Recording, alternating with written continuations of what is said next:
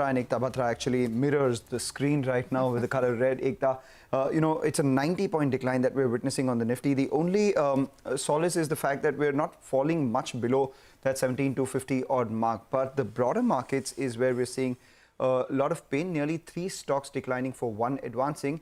And that's also, mirrored by the rupee. Actually, the rupee is at the low point of today's trading session as well, closing in on that 78.9 mark. So a couple of factors, maybe a bit of a pullback is what we're witnessing. Let's see where we go from here.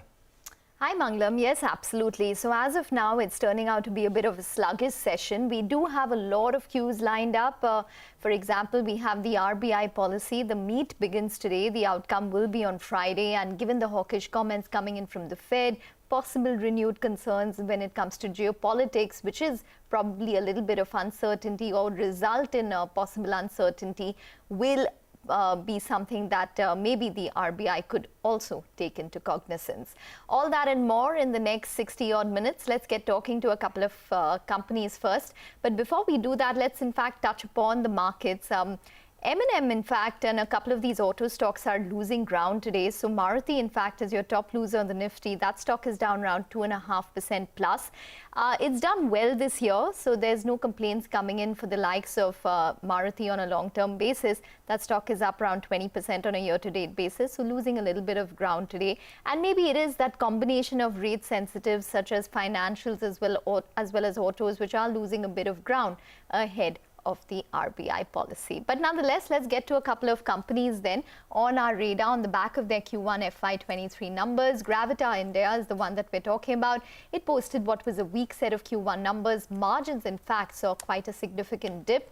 Yogesh Malhotra, the whole-time director and CEO of Gravita India, joins in to discuss this. Mr. Malhotra, hi. Thank you very much for taking the time out.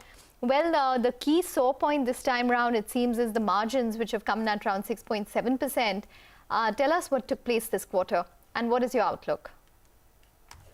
I think the margins have increased this quarter. I mean, if you include the other income also, which is part of the operational income only, it's basically the major portion of the other income comes around 48 crore is basically operational income coming from hedging contracts, and the other part is already covered in the revenue. Okay, but so the margins in fact have increased to around 10.29% this quarter. If you include other income into this but also. If you don't include the other income, tell us X of that, what is the kind of pressure that you face this quarter? So actually we are completely, I mean, in the lead segment, we are which is around 85% of our total revenue, we are completely hedged. And hedging means that on one end, if you buy a certain material, you either sell it to the customer or you sell it on an exchange. So other income is basically part of your revenue, because whatever gains or losses you make on the actual contract, you kind of hedge that on the exchanges. Okay. So overall, if you look at it, you can't differentiate between the two. So we take that point. Even then, there has been a sequential decline from around 11% in the fourth quarter to around 10.3%. So if you just talk about that itself, what kind of margins can you guide for in FY23? And most importantly, what's the volume growth target that you have for this year? So I think both in terms of volume growth as well as, I mean, on the EBITDA margins, if I talk about, I think in the past also our EBITDA margins have improved by 1.5% compared to last year. So this is going to be the same going forward also, as we are focusing more on value-added products, and also our capacities are increasing, which gives us higher EBITDA margins.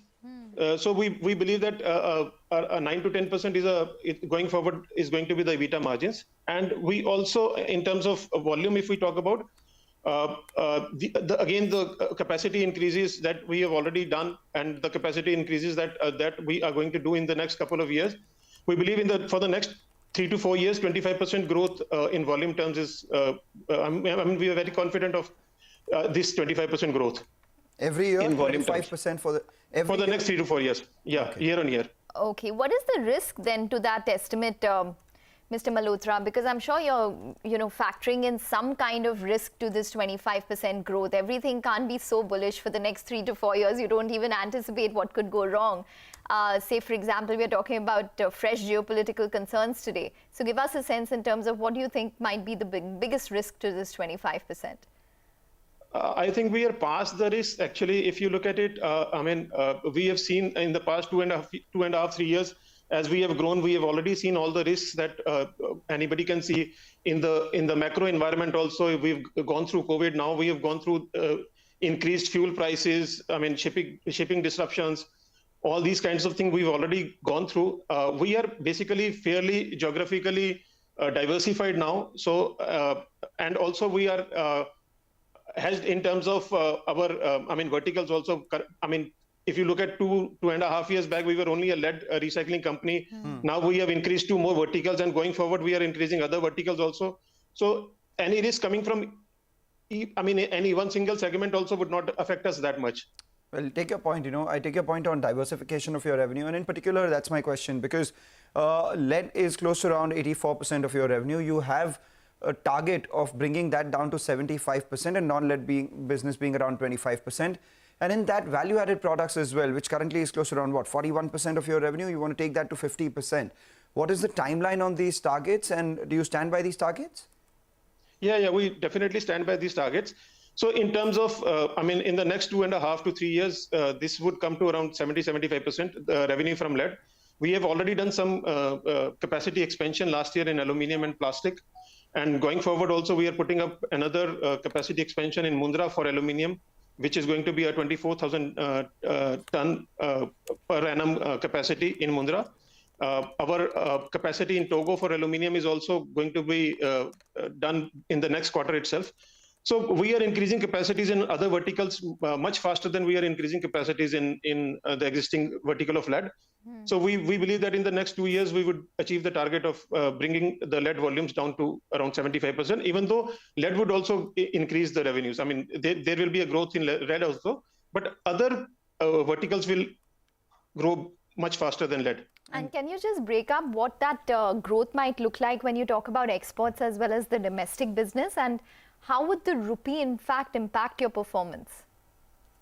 So basically our 65% of the revenue comes from Indian operations and around 35% comes from overseas operations.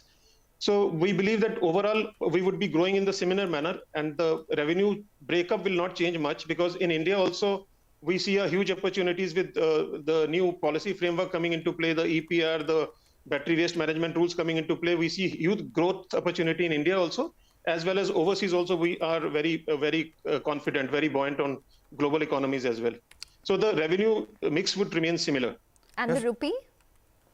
And rupee doesn't affect us that much, because whatever global business we are doing is based on dollar businesses only. And whatever we are doing in rupee also is in rupee terms only. So we are not kind of affected by the change in dollar rupee margins at all. Right. And you have spoken about the capex, etc., that you've laid out for the next couple of years. Can you tell us what exactly is the debt on your books, and where do you fund this capex from? So the funding would be mostly internal accrual only for the existing verticals that we have. We have a capex plan of around 70 to 80 crores going forward in the next 3 to 4 years. This include increase in capacities in existing plants in India and overseas, and some new greenfield projects. When I talk about greenfield projects, it covers aluminum plant of 24,000 ton in Mundra. As I mentioned, there would be a new plant in Togo, and it would also cover the existing expansion in our Chittoor, Ghana, Senegal, and Mundra facilities for lead. All right, Mr. Malhotra, finally, to just wrap things up, you said your margins will improve by about 1.5%, 1 point. Right. No, I said it would at least remain similar around 10% mark. Okay. But going forward, there would be certain improvements as we improve our capacities and focus on value-added products. So that's about the margins. Revenue, what are you targeting for? Since you're targeting about 25% growth in terms of volumes, will that be reflected in your revenue as well, or with the decline of prices, you will see lower revenue? So give us a number, revenue for FY23. Margins, you've given us around 10% already. So revenue is totally dependent on the volumes. So any impact on metal prices would definitely reduce or increase the revenue numbers, because we can't control that. We can only control the volume part of it. And as it is, we believe that any correction that might have had to come in metal part has already come. And from here on, we believe that prices would be a little bit stable. And what did you say was your debt on your books? What is the debt on the books? Is around 300 crores. Okay. Okay, all right, Mr. Malhotra, we're going to let you go on that note. Thanks very much for joining in and speaking with us. So that's the management of Gravitas, the stock down around 7% reacting to what has been a disappointment in terms of the operations this quarter. Take a short break, but we'll get you more on the markets. Lot of stocks buzzing around. We just saw Gujarat Pipavaav's numbers flash on your screen, some news on Tata Power, all that and more